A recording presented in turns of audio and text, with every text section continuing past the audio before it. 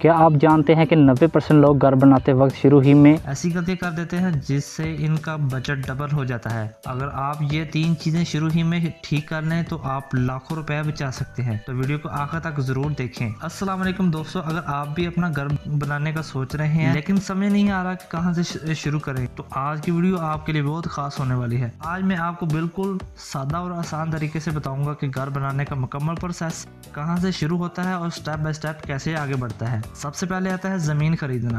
हमेशा ऐसी जगह मुंतखब करें जहां पानी, बिजली और सड़क की सहूलत मौजूद हो। इसके बाद अपना बजट फाइनल करें। ये बहुत जरूरी है क्योंकि आधा काम बजट की वजह से रुक जाता है। फिर आता है घर का नक्शा बनवाना। एक अच्छा नक्शा न सिर्फ आपके घर को खूबसूरत बनाता है बल्कि जगह का बेहतरीन इस्तेमाल भी करवाता है। नक्शा बनने के बाद अगर ज़रूरी हो तो इसे मंजूर करवाएं। इसके बाद शुरू होता है असल काम, यानी फाउंडेशन, बुनियादों का काम। ये घर का सबसे अहम हिस्सा होता है। इसमें कभी कंप्रोमाइज ना करें। फिर करें दीमक प्रूफिंग ताकि मुस्तकबिल में नुकसान ना हो। इसके बाद कंक्रीट और दीवारों का काम शुरू होता है।